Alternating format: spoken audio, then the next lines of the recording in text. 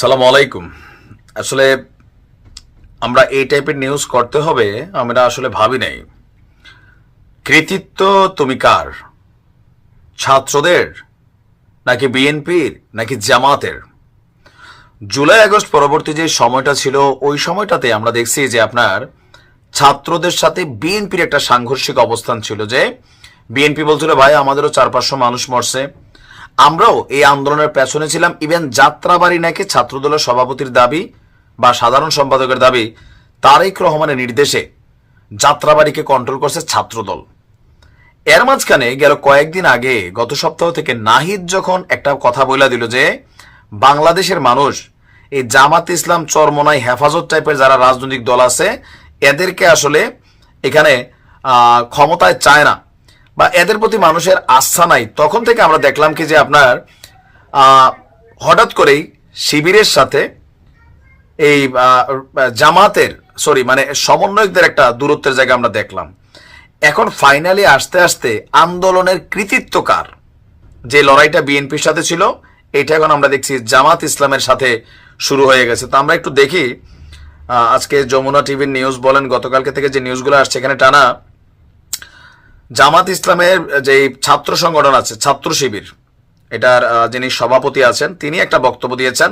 আর এই বক্তব্যটা হচ্ছে সরাসরি ছাত্রদেরকে উদ্দেশ্য করেই। ডক্টর ইউনূস বলছিলেন যে আন্দোলনের মাস্টার মাইন্ড হচ্ছে মাহফুজ, বাট শিবিরের যিনি কেন্দ্রীয় সভাপতি আছেন জাহিদুল ইসলাম, ওনার বক্তব্য হচ্ছে আন্দোলনে একক মাস্টার মাইন্ড ছিল না। যারা আপামর মানুষের আন্দোলনকে একমাত্র নিজেদের বলে উপস্থাপন করে অন্যদের ইগনোর করে তারা বোকা ছাড়া কিছুই না। জুলাই ছিল জালেমের বিপক্ষে সব মজলুমের সম্মিলিত প্রয়াস, এই কথা বিএনপি এতদিন বলছে। এখন শিবির বলতেছে কেন হঠাৎ করে মনে হইল ওই যে ক্ষমতা। কারণ এই আন্দোলনের কৃতিত্বটা আওয়ামী লীগ যেমন কি বলতো যে মুক্তিযুদ্ধ আমরা করছি, সোজা হিসাব মুক্তিযুদ্ধের যত ক্রেডিট আছে ভাই পুরোটা আওয়ামী লীগের, বাকি যা আছে। আবার শহীদ প্রেসিডেন্ট জিয়াউর রহমানরাও রাজাকার বানাই ফেলছে কিনা এগুলো তো অস্বীকার করার সুযোগ নাই।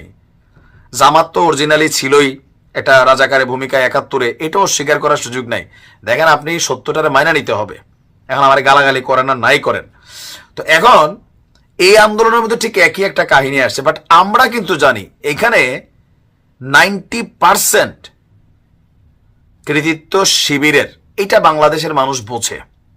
বাট যখন শেখ হাসিনা বলতেছিল আমরা বলতেছিলাম এই বেডির কামই কোনো কিছু হইলে খালি জামাত শিবির। কিন্তু পরে কিন্তু দেখা গেছে ক্ষমতা ছাড়ার আগে এই কথাগুলো সত্য ছিল। কারণ কি যে সমন্বয়কদেরকে আমরা দেখলাম যে এখানে শিবিরের সাথে কানেক্টিভিটি কিভাবে ছিল, শিবিরের পোলাপানি সমন্বয়ক ছিল। এরপর যখন প্রত্যেকটা ইউনিভার্সিটিতে শিবিরের কমিটিগুলো গঠন হলো তখন দেখলাম এক একজন ভাইসা উঠলো। আবার সম্ভবত বাকের মজুমদার এই পোলার একটা প্যাচ লাগাই দিছিল যে নাহিদ থেকে শুরু করে যারা তারা নাকি শিবিরের কেন্দ্রীয় নেতাদের সাথে তখন কানেক্টেড ছিল, মেটিকুলাস প্ল্যানের অংশবিশেষ ছিল। ইভেন এগুলো নিয়ে তারা বক্তব্য দিছে। আবার প্রথম সমন্বয়কদের সাথে শিবিরের একটু মাখামাখিও ছিল, সার্জিসও গিয়ে কৃতিত্ব দিছে।